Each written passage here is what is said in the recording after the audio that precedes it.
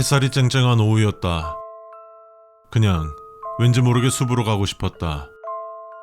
늘 가던 산책로를 벗어나자 발밑에서 바스락거리는 나뭇잎 소리가 좋았다. 그때 내 눈앞에 노란 나비 한 마리가 나타났다. 햇살을 받은 날개가 금가루처럼 반짝였다. 나는 홀린 듯이 나비를 따라 달렸다. 덤불에 오식을 기고 나뭇가지에 뺨을 스쳐도 아픈 줄 몰랐다.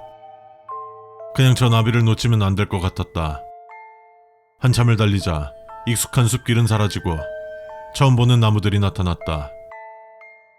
조금 무서워지려던 참에 나무들 너머로 무지개 색깔 같은 게 보였다. 가까이 다가가 보니 낡고 붉은 주근깨가 듬성듬성 피어난 철망이 끝도 없이 이어져 있었다. 어른들은 못 보게 넝쿨로 가려진 곳에 나만 쏙 들어갈 수 있는 비밀 구멍이 있었다. 구멍 너머에는 희미하게 즐거운 음악 소리와 사람들이 웃음소리가 들려왔고 심장이 두근거렸다. 이건 분명 나만 발견한 비밀 장소일 거야. 모험을 떠나는 기분이었다. 구멍 너머에는 믿기 어렵지만 비밀 놀이공원이 있었다. 거대한 관람차가 하늘에서 천천히 돌고 있었고 롤러코스터가 궤도를 따라 달려가는 소리가 들렸다. 아무도 없는 줄 알았는데 아니었다. 아빠가 아기를 목마 태우고 웃고 있었고 어떤 여자는 남자랑 손잡고 솜사탕을 나눠 먹고 있었다. 모두의 얼굴에 행복이 가득했다. 들어가니 달콤하고 고소한 팝콘 냄새가 코를 찔렀다. 나는 곧장 팝콘을 파는 가판대로 달려갔다. 주머니에 돈이 없다는 사실을 깨닫고 시무룩해졌지만 점원은 내 마음을 알았다는 듯이 웃으며 커다란 팝콘을 공짜로 주었다. 정말 친절한 곳이라고 생각했다. 팝콘을 먹으며 공원을 돌아다녔다. 먼저 빙글빙글 돌아가는 찻잔을 탔다. 세상이 빙글빙글 돌았지만 웃음이 멈추지 않았다. 다음에는 범퍼카를 탔다. 다른 아이들과 쾅쾅 부딪히며 소리를 질렀다. 한 아이와 너무 세게 부딪혀서 그 아이의 차가 잠시 멈췄다. 아이는 핸들을 잡은 채로 웃고 있었는데 이상하게 잠시 동안 조금도 움직이지 않았다. 내가 다른 차에 부딪혀 멀어지고 나서야 그 아이는 다시 움직이기 시작했다. 숨바꼭질을 하기로 했다. 내가 술래였다. 회전목마 기둥에 얼굴을 묻고 큰 소리로 10가지 셌다. 눈을 뜨자 방금 전까지 북적이던 아이들이 모두 사라지고 없었다. 나는 커다란 롤러코스터 기둥 뒤에 숨은 친구를 찾았다. 찾았다 하고 외쳤는데 친구가 꼼짝도 안 했다. 꼭 얼음땡 놀이를 하는 것처럼 뻣뻣하게 서 있었다. 가까이 다가가 보니 얼굴에 붉은 주근깨가 잔뜩 피어 있었다. 에이, 재미없어. 너 이제 술래야. 나는 다른 친구를 찾으러 뒤돌아 달려갔다. 달리다가 그만 돌부리에 걸려 넘어졌고 당연하지만 무릎이 까졌다. 무릎을 살폈다. 피가 나는 줄 알았는데 피가 아니었다. 상처에서 붉고 마른 가루가 후두둑 떨어졌다. 손으로 만져보니 차갑고 딱딱했다. 이상하다. 내 몸인데 내 몸이 아닌 것 같았다. 그때부터 모든 게 이상해졌다. 신나던 음악 소리는 자꾸만 끊기고 느려져서 꼭 고장난 오르골처럼 슬프게 들렸다. 친구들도 이상했다. 다들 움직임이 삐걱거리고 말을 잘 안 했다. 얼굴이랑 팔에 빨간 주근깨가 점점 더 많이 생겨났다. 어떤 아이는 웃는 얼굴 그대로 멈춰서서 움직이지 않았다. 무서운 마음에 집으로 돌아가기로 했다. 내가 들어왔던 비밀 구멍을 찾아 다시 달렸다. 하지만 아무리 달려도 똑같은 롤러코스터 기둥 앞을 맴돌 뿐이었다. 길을 잃어버린 것이다. 불안한 마음에 내 손등을 봤다. 나한테도 그 붉은 주근깨가 생기고 있었다. 처음엔 작은 점이었는데 점점 커지고 번져나갔다. 만져보니까 딱딱했다. 팔을 움직이기가 점점 힘들어졌다. 간절히 삐걱거리는 소리가 들리는 것 같았다. 몸이 자꾸만 무거워졌다. 엄마를 부르고 싶었는데 목소리가 잘 안 나왔다. 입에서 나오는 건 바람 빠지는 소리뿐이었다. 다리가 너무 무거워서 더는 뛸 수가 없었다. 나도 모르게 어릴 때 아빠랑 같이 탔던 하얀 말 앞에 주저앉았다. 반짝이던 하얀 말의 페인트는 곳곳이 벗겨져 있었고 그 자리에는 붉은 주근깨가 가득 피어 있었다. 말의 눈이 꼭 슬퍼 보였다. 힘들게, 정말 힘들게 말 위에 올라탔다. 말이 얼음장처럼 차가웠다. 눈이 자꾸 감겼다. 아빠가 여기서 내 손을 잡아주셨는데, 따뜻했는데, 이제는 아무것도 느껴지지 않았다. 손가락을 보니 손톱 끝이 딱딱하게 굳어 있었다. 붉은 주근깨가 손톱 밑까지 번져 더는 내 손가락 같지 않았다. 엄마, 아빠, 여기 좋은 곳인데 조금 추워요. 잠이 와요. 1인칭 시점을 이용한 기록 종료.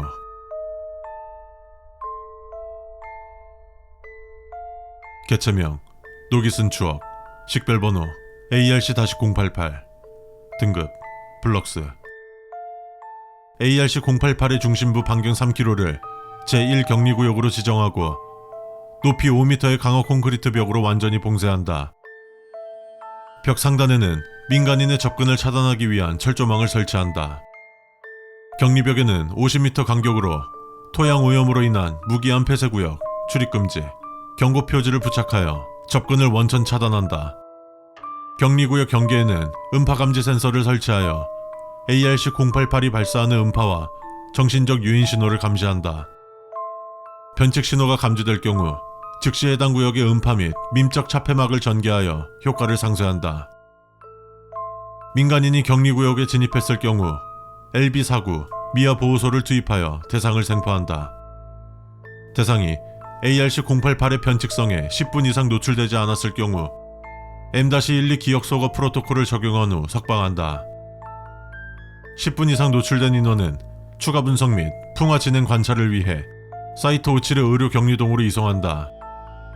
ARC-088 내부의 변이가 완료된 개체는 추가적인 위협이 보고되기 전까지 현 상태를 유지하며 직접적인 접촉이나 샘플 채취는 엄격히 금지된다. 모든 내부 조사는 원격 조정 로버를 통해서만 이루어져야 한다.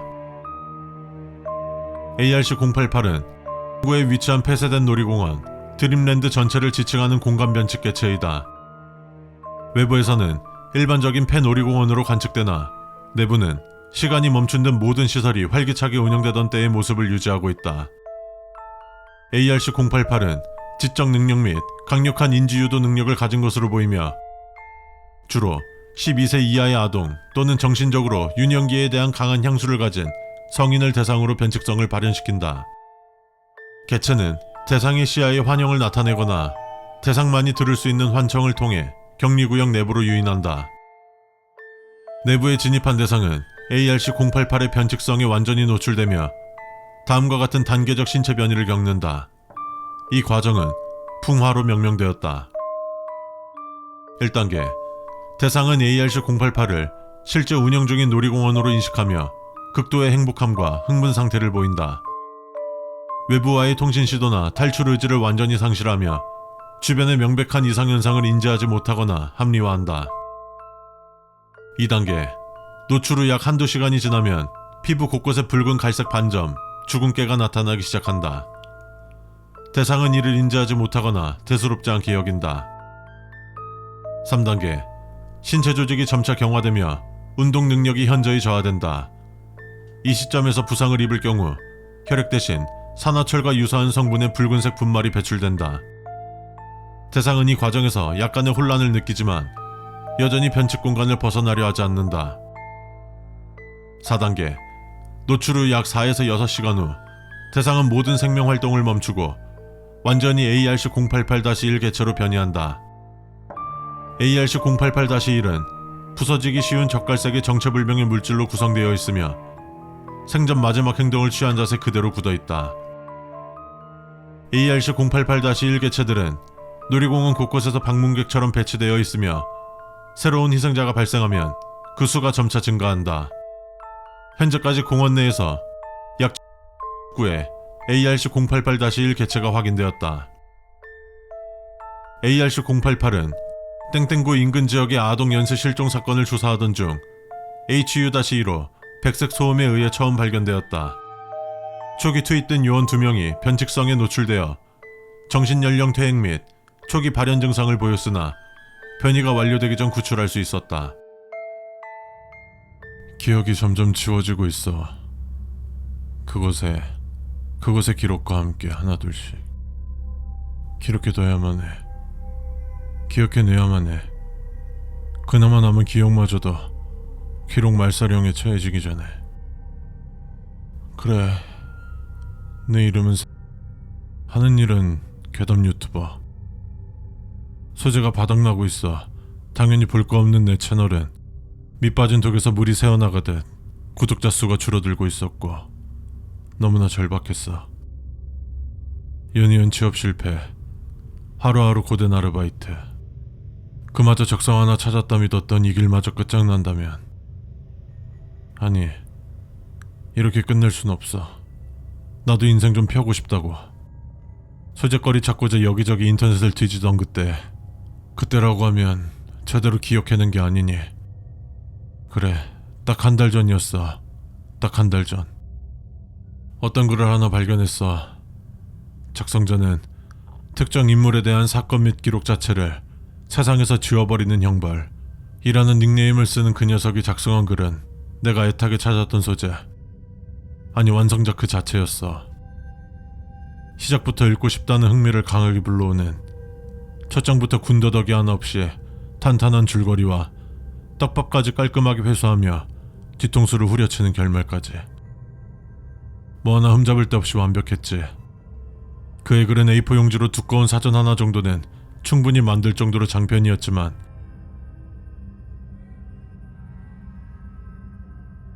이걸 읽는 내내 지루함 따위는 느껴지지도 않았다. 너무나 완벽한 작품이다.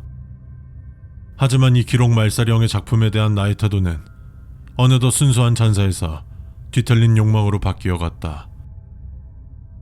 이것은 나의 글이어야 했어. 이것은 나의 작품이어야만 했다고. 경고. 절대로 해당 글을 공유하거나 기록으로 남겨두지 마십시오. 작성자 본인은 타인이 자기 자신에 대해 기록하는 것을 싫어합니다. 이를 무시하고 기록을 남긴다면, 그렇다. 이것이 내가 기억하는 기록 말살형 글 마지막 부분에 남겨놓은 경고였다. 그 이후로 더 내용이 이어지긴 했는데 지금은 전혀 기억나지 않아. 게다가 어긋난 욕심의 경고 따위는 안중에도 없었고, 결국 그렇게 난 그의 글을 무단도용하여 내가 쓴 그림 마냥 당당하게 유튜브에 올려버렸지. 결과는 대성공이었다. 한 편 한 편 올릴 때마다 좋아요와 구독자 수는 하루가 멀다 하고 치솟았고, 평생 받아볼 수나 있을까 싶은 실버 버튼과 골드 버튼이 내 작업 실력을 화려하게 장식했지. 그때라도 그만뒀더라면.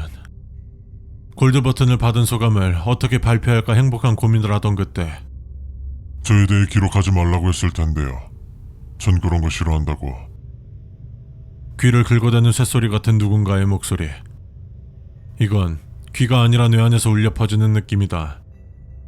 하지만 그럴 리 없다.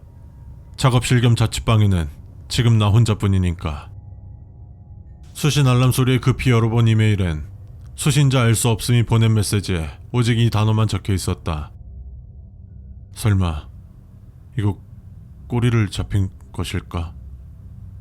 급한 마음에 해당 글이 작성된 카페를 둘러봤지만 나의 무단도용에 대한 고발 및 신고글은 어디에도 보이지 않았다. 기분 탓이었을까? 그땐 그렇게 생각했다. 하지만 기록 말살형 마지막 글을 영상으로 올린 지 얼마 후 다시 본 그 영상, 어째서인지 삭제 처리되어 있었다. 그럴 리가. 업로드했을 땐 아무런 문제가 없었잖아.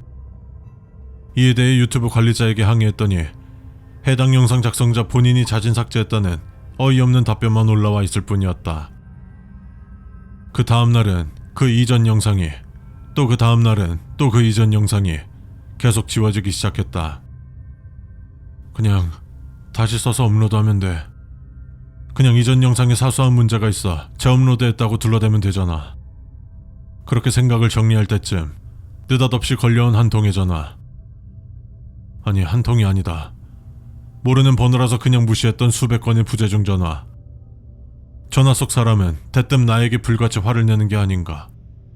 전화 잘못 건 게 아니냐 물어봤지만 그 사람은 분명히 내게 전화를 건 게 맞다. 무슨 일이냐 물어보니 장난하는 겁니까? 이틀 전부터 팬미팅 2박 3일 한다고 해놓고선 이런 식으로 일정 파토내면 어쩌자는 건데요? 전화도 안 받고. 죄송합니다. 지금 바로. 늦었습니다. 팬들 지쳐서 다 가버렸다고요. 아니 못할 것 같으면 미리 사전 연락이라도 주시던가. 아니 덕분에 행사 준비한 우리도 이미지 제대로 구겼는데 이거 어떻게 책임질 겁니까? 그렇다.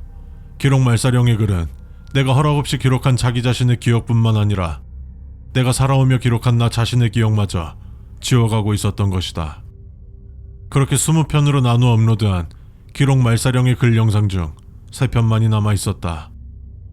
영상도 재업로드하고 수기로 글을 남겨보기도 하고 어떻게든 나 자신의 기록이 말살되는 걸 막아보려 했지만 모두 허사로 돌아갔다. 하루 지나면 영상들은 다 사라져있고 미친듯이 글을 쓰다 지쳐 잠들고 일어나 보면 나의 눈앞엔 아무것도 쓰여있지 않은 A4 용지가 한 뭉텅이 쌓여있을 뿐이었다. 나 자신을 잃어가는 것에 형언 못할 두려움이 몰려오던 나는 황급히 장식장 한 켠에 무심하게 처박아 두었던 사진들을 모조리 꺼내 바닥에 흩뿌렸다. 제발 이것들에 대한 기억만큼은 무사하기를 빌며. 여기 찍힌 노부부는 부모님인 것 같은데 이름이... 난 지금 나 자신의 세상으로부터 존재가 지워지고 있는 것이다. 1인칭 시점을 이용한 기록 종료.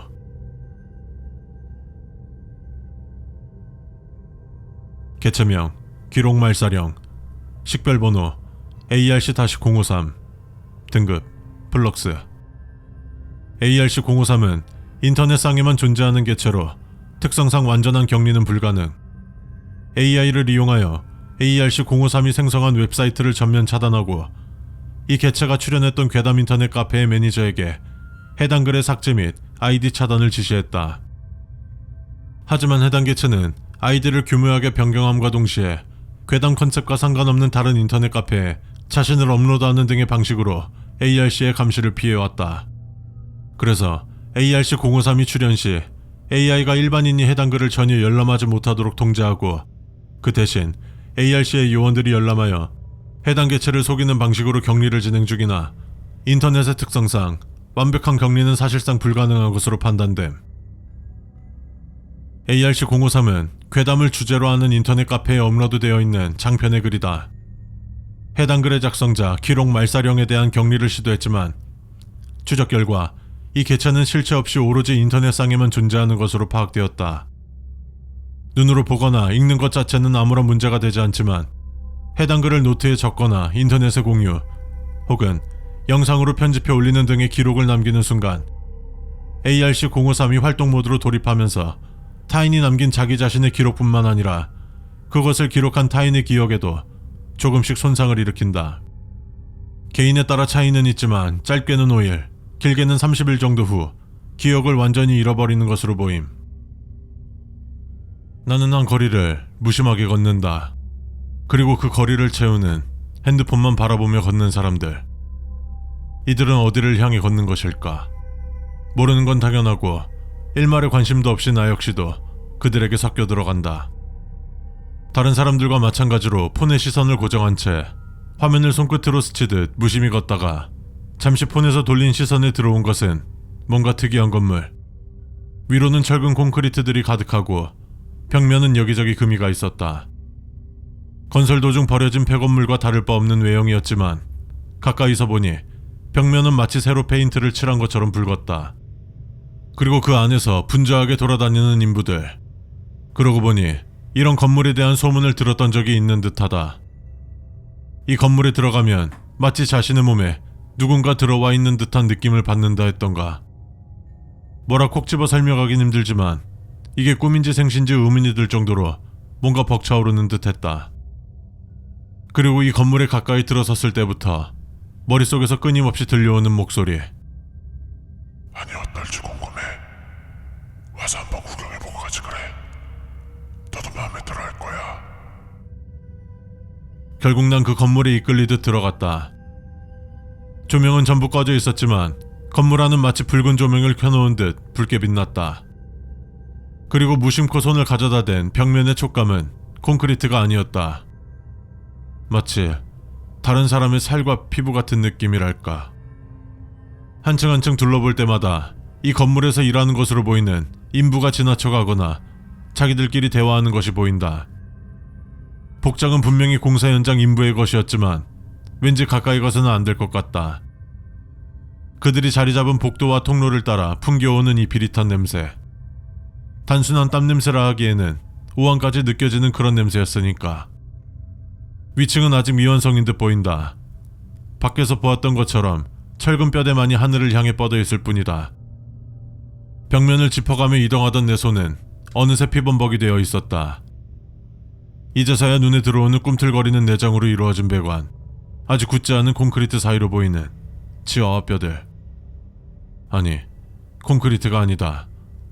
이건 곤죽이 된 사람의 살과 피부다.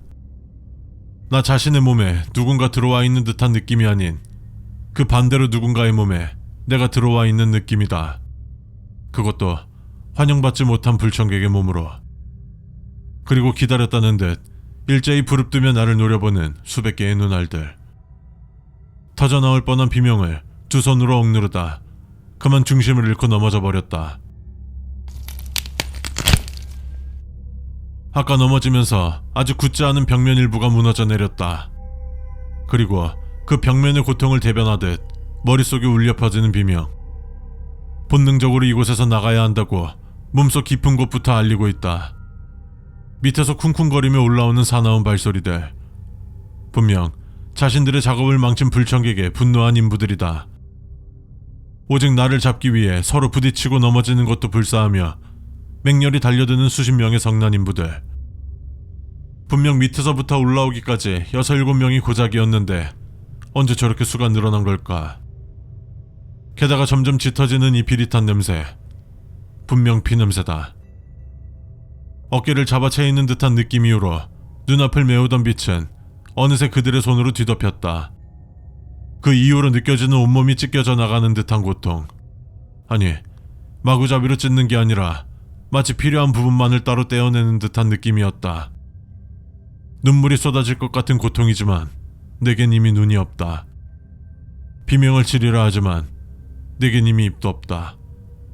발버둥 치려 하지만 발도 손도. 1인칭 시점을 이용한 기록 종료.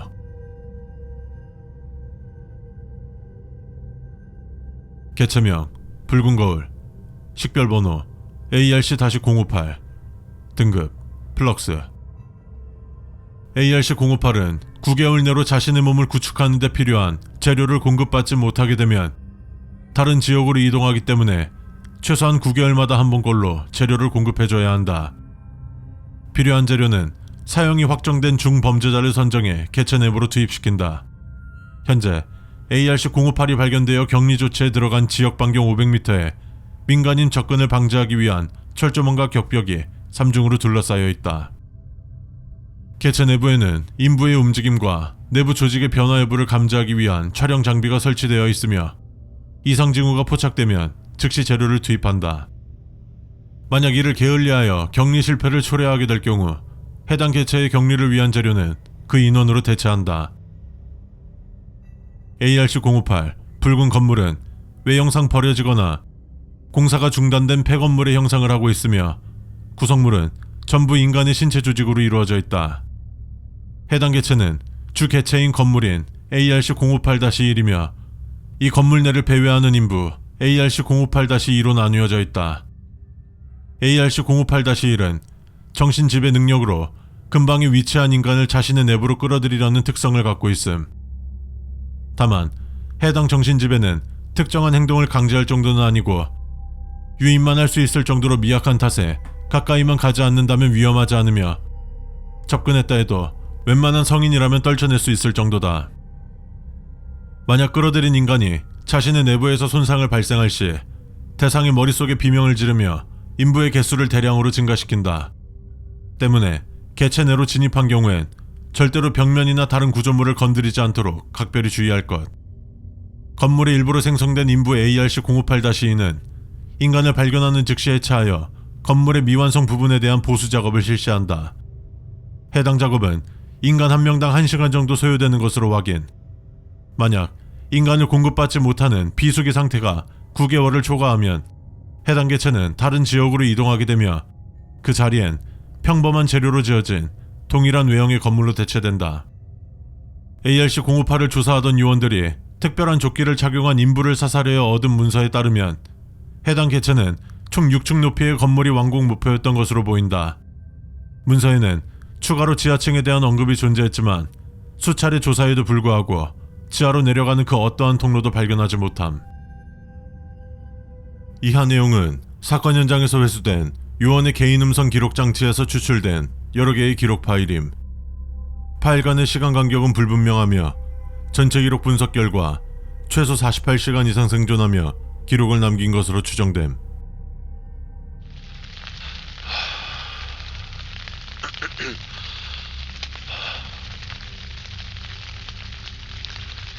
현장 기록 개시 요원 코드 현 시간부로 알파 분대와의 교신 단절 작전구역 이탈 지점 북동쪽 300m 계곡에 단독으로 운신 중. 지금부터 조우한 개체에 대한 관찰 기록을 남긴다. 이 기록이 후속팀에게 도움이 되길 바란다. 작전 브리핑에서 전달받은 정보는 쓰레기나 다름없었다. 위험도 낮음, 단순 군집형 개체. 단순 군집? 이건 유기적인 군대다.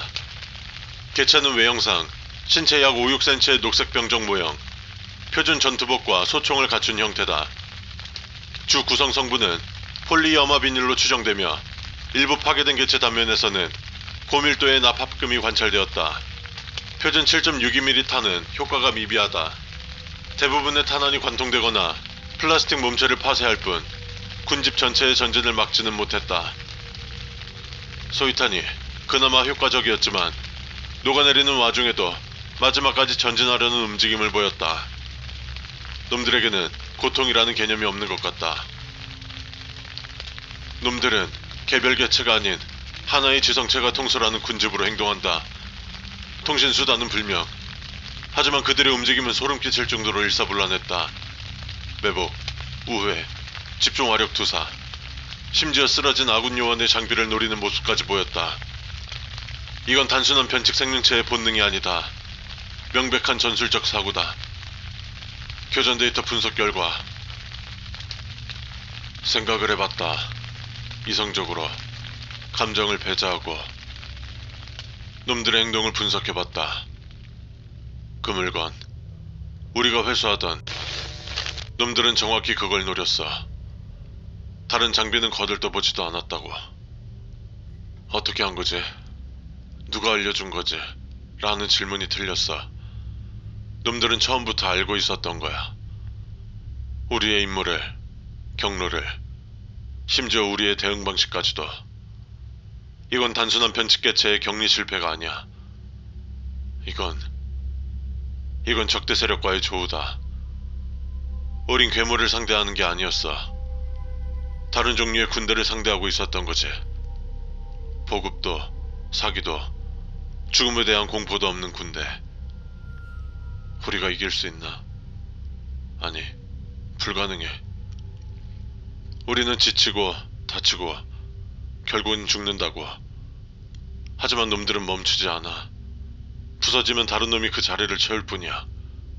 마치 컨베이어 벨트에서 찍어내는 것처럼 이 전쟁은 시작부터 승패가 정해져 있던 거야.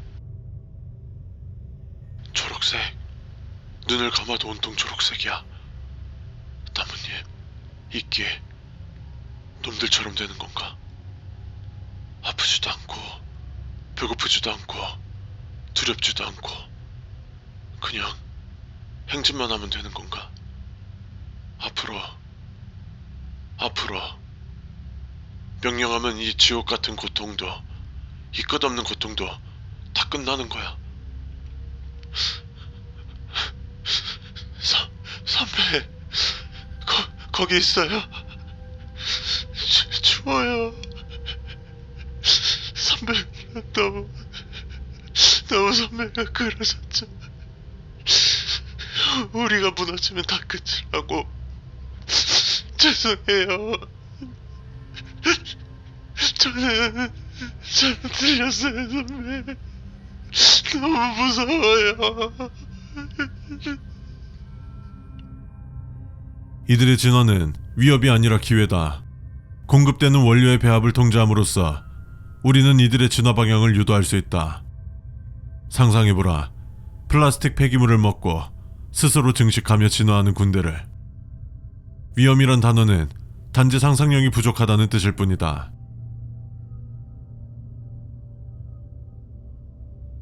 개체명 녹색전선, 식별번호 ARC331, 등급 해저드.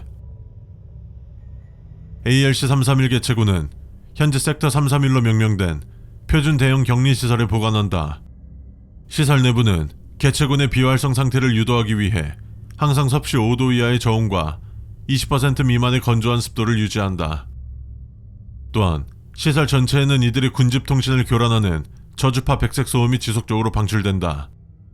2주 간격으로 최후의 보루 소속 협상팀이 ARC331 지휘부와 정기 협상을 진행한다. 협상을 통해 합의된 질량의 특정 폴리머 화합물을 공급한다. 공급량은 그들의 확장을 최소화하는 방향으로 조정하는 것을 원칙으로 한다. 매월 1회 섹터 331 내부에 설치된 고열 소각로를 가동하여 동면 상태에 들어간 초과 개체군을 제거한다. 이 절차는 사전에 ARC331 지휘부와의 협상을 통해 합의된 내용이며 청소부의 감독하에 진행된다. 섹터 331은 청소부의 정기 유지 보수 작업, 비밀 탐구자의 승인된 연구활동 또는 긴급 인명 구조 상황을 제외하고는 모든 인원의 접근을 엄격히 통제한다. 모든 예외적 접근은 사전에 집행명령의 승인을 받아야 한다. 비밀 탐구자는 매 협상 주기마다 새로 생산된 ARC331 개체의 장비 및 전술 변화를 정밀 분석하여 보고해야 한다. 이들의 기술적 발전이 사전에 설정된 위험 임계치를 초과할 경우 즉시 집행명령에 보고하고 모든 협상 및 지원을 중단, 비상대응 프로토콜로 전환을 준비한다. ARC331은 대한민국에서 최초 발견되었다. 당시 현장에 출동했던 HU-19 고요한 까마귀 소속 정찰팀이 다수의 ARC331 개체의 공격을 받아 심각한 피해를 입었다. ARC331은 신체 약 5에서 6cm의 녹색 인간형 병정 모형의 지적 생명체 군집이다.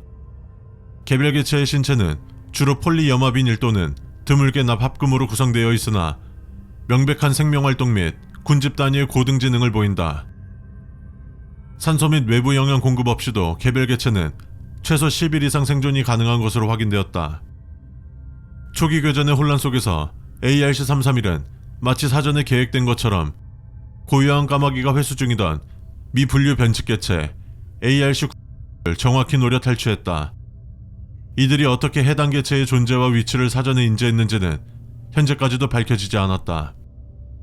ARC331은 생물학적 번식을 하지 않는다. 대신 이들은 외부로부터 공급된 폴리머 화합물 및 금속 재료를 섭취하여 새로운 개체를 생산하는 방식으로 수를 늘린다. 이 과정은 총사령관의 지휘 아래 이루어지며 특정 개체들이 원료를 운반하고 녹여 새로운 병사를 주조하는 이동식 주조소와 같은 역할을 수행하는 것으로 관측되었다. 지속적인 관찰 결과 ARC331은 공급받은 원료를 통해 단순히 수를 늘리는 것을 넘어 점진적인 기술적 진화를 보이는 것으로 확인되었다. 매 협상 주기가 지날 때마다 새로 생산되는 개체들은 기존보다 미세하게 개량된 장비를 갖추고 나타난다. 연구팀은 이들의 발전 속도가 특정 임계점, 즉 기술적 특이점을 넘어설 경우 재단의 통제를 벗어나는 기하급수적인 위협으로 발전할 가능성을 경고하고 있다. 이로 인해 청소부에서는 ARC331 전체를 선제적으로 소각 처리해야 한다는 공식적인 제안을 제출했으며 해당 한 건은 집행명령의 최종 승인을 기다리는 중이다. 이와 별개로 비밀 탐구자 내 일부 연구팀은 ARC117 계약의 링크를 이용하여 총사령관과 절대적인 불가침 조약을 맺는 연구 계획을 완성했으며 해당 계획의 실행 여부 또한 예측 불가능한 부작용에 대해 최종 검토와 함께 집행명령의 승인을 기다리고 있다.